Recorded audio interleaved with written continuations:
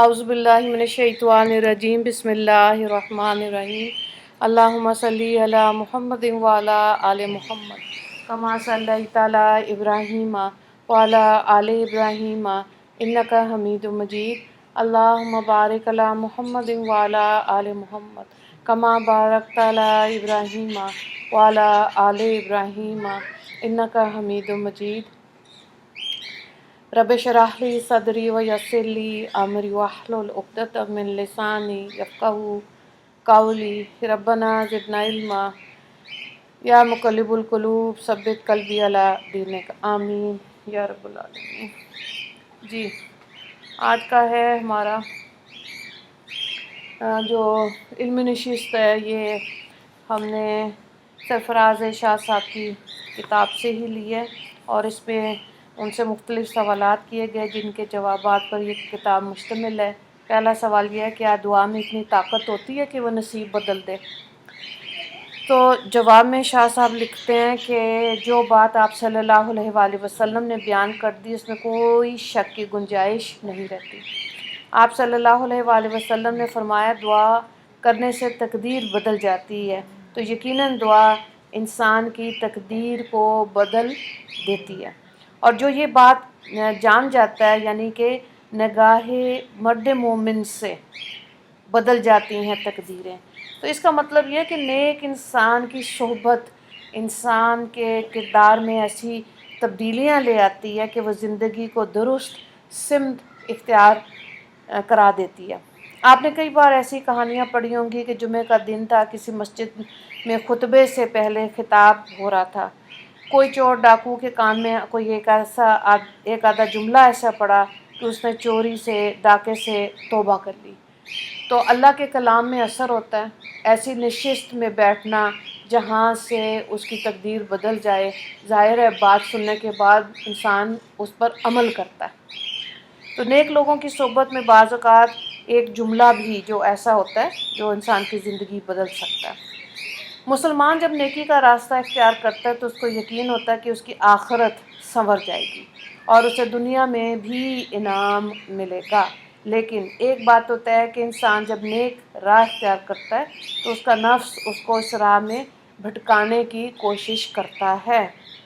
اولیاء اللہ جو دنیا سے جا چکے ہیں ان کو دیکھ کر اندازہ ہوتا ہے کہ جب انسان نیکی کی راہ پر چلتا ہے تو اللہ تعالیٰ کی طرف سے اس پر کس نوعیت اور کس قدر انعامات کی بارش ہوتی ہے۔ اللہ کا رحم اور فضل چاہتے ہیں تو اس کی مخلوق پر مہربان ہو جانا چاہیے۔ اللہ کا رحم اور فضل پانے کے لیے نرم لہجہ، نرم زبان کا استعمال جادو کا اثر ہے۔ شیخ سعدی نے کہا کہ شیریں زبان فاتح عالم، تو یہ بالکل درست ہے کہ انسان کو ہر حالت میں شائستہ رویہ اختیار کرنا چاہیے۔ اگر آپ یہ سوچتے ہیں کہ شائستہ لہجہ اور الفاظ کے استعمال سے لوگ ناجائز فائدہ اٹھائیں گے تو آپ بے لچک ہو جائیں، لیکن شائستہ لہجہ رکھیں۔ ہمیں جو بات دین کی نسبت سے سیکھنی چاہیے وہ یہ کہ کسی کی غلطی پر سرزنش ضرور کریں لیکن بے عزتی نہ کریں۔ نرم رہنا، دوسروں کی غلطیاں اور خطاؤں سے صرف نظر کرنا اور دوسروں پہ مہربان رہنا سادہ سا فارمولہ ہے کہ جس سے اللہ تعالیٰ کا فضل پایا جا سکتا ہے۔ اگر لوگ ناجائز فائدہ اٹھانے کی کوشش کریں 2 دفعہ سے زیادہ، تو ظاہر ہے پھر اپنے آپ پہ جو ہم بار بار بات کرتے ہیں کہ ظلم نہ ہونے دیں، اپنی ذات پر ظلم نہیں ہونا دینا چاہیے۔ اپنے آپ کے اندر اتنا اللہ کا خوف تو ہوتا ہی ہے، 1 دفعہ معاف کیا، دوسری دفعہ معاف کیا، ٹھیک ہے، لیکن بعض دفعہ تنبیہ کے لیے بھی سخت ہونا ضروری ہوتا ہے۔ کیا انسان اپنی کوشش سے ولایت کا درجہ پا سکتا ہے؟ یقیناً انسان کو کوشش کرنی چاہیے، کیونکہ انسان کے لیے اس سے بڑھ کر کچھ نہیں کہ اسے اللہ تعالیٰ کی دوستی عطا ہو جائے۔ سب سے اعلیٰ بات تو یہی ہے نا، جیسے مادھو لال حسین صاحب فرماتے ہیں کہ میرے دل میں اللہ کے لیے اس قدر محبت تھی کہ اللہ نے مجھے اپنی طرف کھینچ لیا۔ یہ عام فہم بات ہے، انسان جس سے پیار کرتا ہے اس کی طرف لپکتا ہے، جب انسان کے دل میں اللہ کی محبت پیدا ہو جاتی ہے تو اس کے تمام چھوٹے بڑے احکامات کی پیروی کرتا ہے، یعنی اللہ کی ماننے کا شوق بیدار ہو جاتا ہے۔ جب وہ رب کی اس طرح اطاعت کرتا ہے تو رب اس کو اپنے قریب کر لیتا ہے، تو تب ہم کہتے ہیں کہ وہ اللہ کا ولی ہو گیا۔ رب تک جانے کے 3 ممکنہ راستے ہیں: عقل، علم اور عشق۔ لیکن عقل اور علم کے راستے محدود ہیں۔ اب کیا رہ گیا؟ 4 قدم چل کر انسان عالم حیرت میں چلا جائے گا۔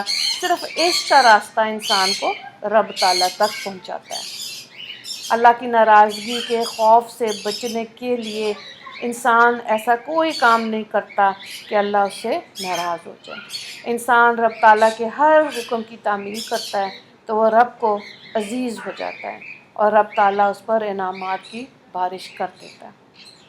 تصوف ایسی راہ ہے جس پر چلنے والے بھی صرف راہی ہیں، منزل پہ کوئی نہیں پہنچتا۔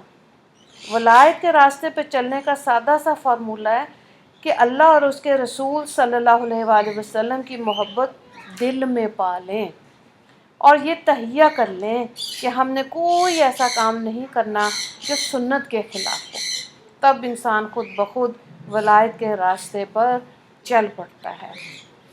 پکی بات ہے۔ پھر دیکھیں کہ اللہ پاک نے ہمیں ذہنی صلاحیتیں دی ہیں، ان کا بھرپور استعمال کرتے ہوئے جو بھی فیصلہ لے رہے ہیں اس کی تمام مثبت منفی پہلوؤں کا جائزہ لیتے ہوئے اپنے پرخلوص دوستوں سے مشورہ کریں، ٹھیک ہے؟ ایک تو یہ ہے کہ زندگی کا کوئی کام بھی ایسا ہے تو دعاؤں کا استعمال ضرور کریں، صبح سے لے کے شام تک دعا دعا دعا۔ پھر اگر فرض نمازیں پوری ہو رہی ہیں تو اللہ والے کہتے ہیں کہ اس میں سے کم از کم 2 نفلی نمازیں ایڈ کر لیں، تہجد ہے، اشراق ہے، چاشت ہے، اوابین ہے، کوئی سی بھی ایسے کر لیں، ٹھیک ہے؟ اس سے کیا ہوتا ہے کہ اللہ تک پہنچنا بھی آسان ہو جاتا ہے۔ پھر اس کے بعد اپنی طرف سے بہترین فیصلہ کرنے کے بعد جو نتیجہ ہوتا ہے، یعنی کہ آپ نے عبادات بھی کر لی، ذکر بھی کر لیا اور مشورہ بھی کر لیا، ٹھیک ہے؟ نتیجہ کہاں چھوڑنا ہے؟ اللہ کو۔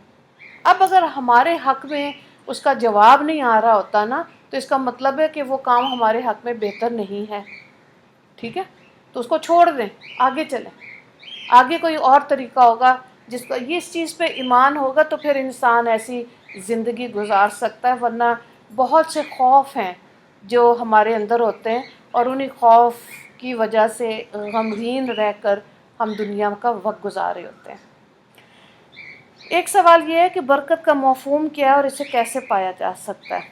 جواب میں انہوں نے لکھا ہے کہ جو لوگ دیانتداری سے زندگی گزارتے ہیں اللہ تعالیٰ ان کے وسائل میں برکت عطا فرما دیتا ہے۔ برکت سے مراد ہے کسی چیز میں زیادتی ہونا، یعنی تھوڑی سی چیز بہت سی چیزوں میں کام آ جائے، یہ برکت ہے۔ یہ تب بھی ممکن ہوتا ہے جب انسان بہت ہی مثبت سوچتا ہے، ٹھیک ہے؟ یہ صرف سوچ تک ہے۔ اگر آپ کی سوچ ہی مثبت ہوگی، ابھی عمل نہیں کیا، سوچ مضبوط ہوگی، سوچا ہی ایسے کہ اس کے مثبت پہلو نکلیں گے، ٹھیک ہے؟ آج کل کے جو حالات ہیں اس میں سے دیکھیں رنگ برنگی باتیں، افواہیں گردش کر رہی ہیں نا، مثبت سوچیں۔ اس میں احادیث کی روشنی میں جو دنیا کا وقت ہے اس کے اندر آپ دیکھیں بات یہی ہے جو اوریہ مقبول جان نے بھی کل یہی کہا کہ احادیث کی روشنی میں پہلے بیت المقدس فتح ہوگا، اس کے بعد غزوہ ہند شروع ہوگی۔ تو ظاہر ہے اس علاقے سے ہندوازم سب چیز ختم ہو گئے، اسلام کا بول بالا ہوگا، ٹھیک ہے؟ اور یہ آنے والے وقت میں اب یہ فتنوں کا ہی دور ہے۔ اس کے بعد دجال کا خروج ہے، امام مہدی کا وقت ہے، اس سے پہلے شاید، اور حضرت عیسیٰ کا آنا، یہ وہ سارے وقت ہیں جو حدیث کی روشنی میں آنے والے وقت کی تیاری کے لیے ہمیں اس کے لیے محنت کرنی ہے۔ برکت پانے کا آسان طریقہ یہ بھی ہے کہ انسان اپنی کمائی، اپنے وسائل میں دوسروں کو حصہ دار بنا لے، اللہ تعالیٰ اس میں برکت عطا فرما دیتے ہیں۔ بانو قدسیہ ایک روز بتانے لگیں کہ شاہ جی ہم پر ایک وقت اس قدر تنگ دستی کا تھا کہ ہمیں اپنے گھر کے لیے کوئی بڑی چیز خریدنی ہوتی تو چیزوں کی قیمت نہیں ناپتے تھے، بلکہ ہم اسکرپٹ میں اسے کاؤنٹ کرتے تھے کہ کتنے اسکرپٹ لکھیں گے، کتنے پیسے آئیں گے تو یہ ہم پنکھا خرید سکتے ہیں، ٹھیک ہے۔ انہوں نے بتایا کہ ایسی دور میں ایک بار اشفاق احمد صاحب اپنے مرشد بابا نور والے کے پاس مجھے لے کر گئے۔ بابا جی نے کہا بیٹی اپنے راشن کو دھو لیا کرو۔ ہم ان کی بات سن کر گھر آ گئے۔ رات کو خیال آیا کہ راشن کو کیسے دھویا جا سکتا ہے۔ اگلے دن پھر بابا جی کے پاس چلے گئے اور خان صاحب نے ان سے پوچھا راشن دھونے سے کیا مراد ہے؟ تو بابا نور والے صاحب نے کہا کہ جس قدر تم لوگ اپنے لیے راشن خریدتے ہو اتنا ہی راشن کسی سفید پوش کو دے دیا کرو۔ بانو آپا کہتی ہیں کہ اس دن کے بعد میں نے ہمیشہ اس پر عمل کیا اور دیکھتے ہی دیکھتے ہمارے مالی حالات بہتر ہوتے چلے گئے۔ اگر انسان اپنی زندگی میں برکت لانا چاہتا ہے تو وہ دوسروں کو اپنی کمائی اور وسائل میں حصے دار بنائے۔ اب دیکھیں یہاں کیا بات انہوں نے کہی، جتنا گروسری، جتنا مال، تو ہمارے کچن میں کتنا مال آتا ہے، کیا اس میں سے ہم اپنے جو گھروں میں کام کر رہے ہیں اتنا ان کو دے دیتے ہیں؟ کبھی بھی نہیں دیتے، ہے نا؟ تو یہ پھر سوچیں کہ 2 یا 3 خاندان ایسے رکھ لیں کہ اگر ان کی ضروریات کم ہے اور ہمارے گھر میں مال پیسہ زیادہ آ رہا ہے تو ڈیوائیڈ کرتے ہیں، ٹھیک ہے، وہاں تک پہنچے تو اللہ بہار لگا دے گا۔ اب کتنے لوگ ہیں جو بزنس کرتے ہیں جب تو 5%، 10%، 40% اللہ کے نام کا رکھتے ہیں، اور وہ اللہ کا کو دینے کے بعد پھر باقی جو پیسہ بچ جاتا ہے اس میں سے کچھ وہ رکھتے ہیں جو اپنے بزنس میں روٹیٹ کر لیں اور باقی گھر میں استعمال ہو جائے۔ تو اس لیے یہ جو بات بار بار کہتے ہیں نا کہ پیسہ زیادہ مل جانا کمال نہیں ہے، کمال یہ ہے کہ اس پیسے میں سے خرچ کیسے کرنا ہے، یہ کمال ہے۔ یہ اسی لیے صحابہ کرام چھوٹی چھوٹی باتیں نبی کریم صلی اللہ علیہ وآلہ وسلم سے پوچھتے تھے کہ کم پیسہ ہے کیسے خرچ کریں، چاند نظر آ گیا اس کے کیا احکامات ہیں، زکوٰۃ کیسے ادا کرنی ہے، مستحقین کون ہیں جن کو ہم پیسہ دیں، کتنے سوال، روزے کے کیا احکامات ہیں، حج کیسے کرنا ہے، عمرہ کیسے کرنا ہے۔ یہ وہ ساری چیزیں ہیں جو چھوٹی چھوٹی جن کے سوالات پوچھے جاتے تھے نبی کریم صلی اللہ علیہ وآلہ وسلم، اس کے مطابق زندگی گزاریں۔ تو جب من چاہی نہیں اللہ چاہی زندگی گزاریں گے تو اللہ تعالیٰ دعاؤں میں بھی اثر دے دیتا ہے، رزق میں بھی برکت دے دیتا ہے اور برکت سمجھا بھی دیتا ہے۔ عام انسان بھی آپ دیکھیں رمضان میں برکت کے مفہوم کو سمجھ جاتا ہے، صرف مال پیسے کے حساب سے نہیں، کپڑے کے حساب سے، دینے لینے کے حساب سے، سکون کے حساب سے، بیماری کے حساب سے، اپنے رشتے ناتوں کے حساب سے، ہر چیز سے اللہ تعالیٰ سکون عطا فرما دیتا ہے۔ تو بات یہی ہے کہ پھر اللہ کی ماننی ہے نا، اور ویسی زندگی گزارنے کی کوشش کریں جس طرح احکامات اللہ تعالیٰ نے دیے۔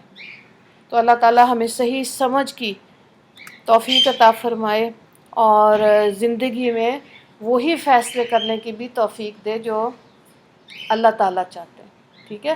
ورنہ آج کے دور میں فتنے بہت زیادہ ہیں اور جھوٹی باتوں کو آگے پھیلانے کا رواج تو خیر پہلے بھی تھا، اب زیادہ تیز ہو گیا، کیونکہ اب لوگ بھی ٹی وی کے آگے زیادہ بیٹھتے ہیں نا، ان کے اندر خوف و ہراس اور بدگمانی یہ چیزیں زیادہ بنتی جا رہی ہیں، کیونکہ سنی سنائی بات پر دھیان ہوتا ہے، اور جن کے توکل ہوتے ہیں وہ معاشرے کے حالات سن کر بھی اللہ کے آگے جھکتے ہیں، دعا کرتے ہیں کہ یا اللہ ہماری بھی حفاظت فرما، ہمارے ملک کی بھی حفاظت فرما، ہماری سرحدوں کی حفاظت فرما، اور جتنے لوگ مسلمان ہیں ان کا بھی احساس ہوتا ہے۔ اب دیکھیں فلسطین کی بات تو سن رہے تھے نا، ابھی تو صرف ڈرون کی بات ہے نا، جسے ڈرون سے ڈرایا جا رہا ہے، بس کوئی میزائل تو ہٹ نہیں ہوا نا کسی شہر میں، اگر وہ ہو جائے تو کیا تباہی ہو، نہ پانی ہو، نہ گیس ہو، نہ بجلی ہو، کچھ بھی نہیں، یہ موبائل ویسے ڈیڈ ہو جائیں، ہے نا، جو ہر وقت منہ کے آگے رہتے ہیں، ختم، جب بجلی نہیں ہے تو وائی فائی نہیں ہے، تو پھر کیا تیاری کر رہے ہیں ہم؟ آنے والے وقت میں اگر ایک میزائل بھی کہیں ہٹ کرتا ہے تو آپ دیکھیں، ہاں یہ ضرور ہے کہ یونٹی بن جائے گی، ایک مسلمان دوسرے مسلمان کا خیال ضرور رکھے گا انشاءاللہ، ٹھیک ہے؟ لیکن آپ دیکھیں کہ اگر جیسے میں عورتوں کو کہہ رہی ہوں نا، آپ اپنی اپنی وصیت لکھیں، تو وصیت لکھنے میں دیکھیں ضروری نہیں یہی حالات ہوں تو انسان وصیت لکھے، عام حالات میں بھی میں نے بہت تقوی والی عورتوں کو دیکھا، اپنے فرائض پورے ہو گئے، بچوں کی شادیاں ہو گئیں تو انہوں نے وصیت ضرور لکھی ہے، ٹھیک ہے؟ اور وصیت کیا ہوتی ہے؟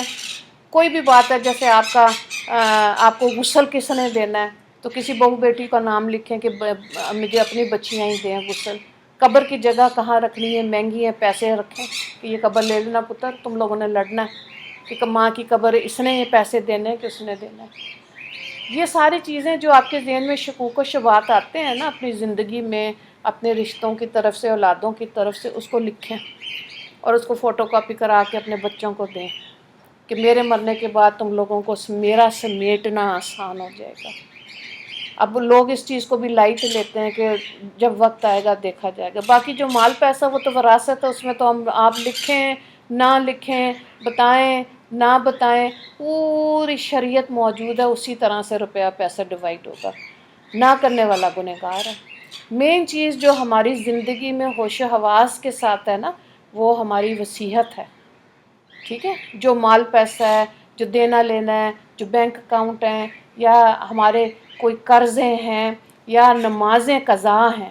ایک نماز قضا کا پہلے بھی ذکر کیا تھا، 300 روپیہ فدیہ، ٹھیک ہے؟ تو ایک دن میں اگر نمازیں نہیں پڑھی 5 اور چھٹا وطر، تو 300 کیا 1800 روپیہ۔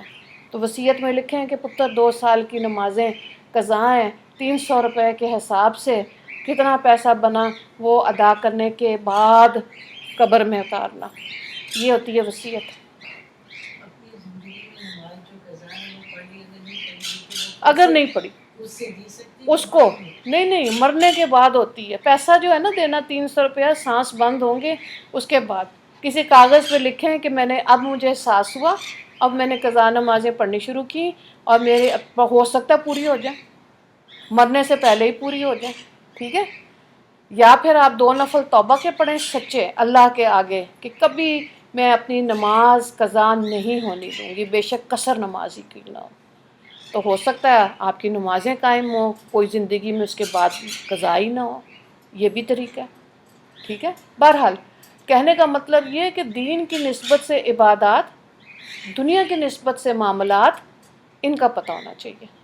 بچہ پیدا ہو گیا، شرعی طور پہ 4 چیزیں ہیں بچے کے ساتھ، کیا ہو گیا؟ اچھا نام والدین کی طرف سے، اور حقیقہ اس کا، اور اس کا جو سر کے بال اتارے ہیں اس کا چاندی کے برابر وزن، کوئی 1500 یا 1800 یا 2000 بنتا ہے، اللہ کی راہ میں دیں، اور اگر بیٹا ہے تو اس کے ختنے کریں۔ دنیا کے حساب سے یہ ہے کہ اب آپ دیکھیں کہ مٹھائی دینی ہے یا صرف حقیقے کا گوشت دینا ہے، جتنا بڑھا لیں بڑھ جائے گا، جتنا زیادہ کرنا چاہیں ہو جائے گا۔ پھر اس کا اسکول کون سا ہے، او لیولز کرانا ہے، میٹرک کرانا ہے، یہ دنیا کی چیزیں ہیں، اس میں تو انسان چلتا رہے، لیکن اللہ سے یہ ضرور مانگا کریں کہ شرعی طور پہ ہماری زندگیاں کیسے ہیں، اس کی ہمیں اللہ تعالیٰ توفیق دے، سچ بولنے کی، اچھے عمل کی اللہ تعالیٰ ہمیں توفیق عطا فرمائے۔ واقعی میں عمل کے لیے ضرور دعا مانگا کریں، سنتے تو بہت کچھ ہیں، عمل اللہ تعالیٰ ہمیں کرنے کی توفیق عطا فرمائے۔ وآخر دعوانا ان الحمد للہ رب العالمین۔ اللہم اغفر للمسلمین والمسلمات والمؤمنین والمؤمنات۔ السلام علیکم ورحمۃ اللہ وبرکاتہ۔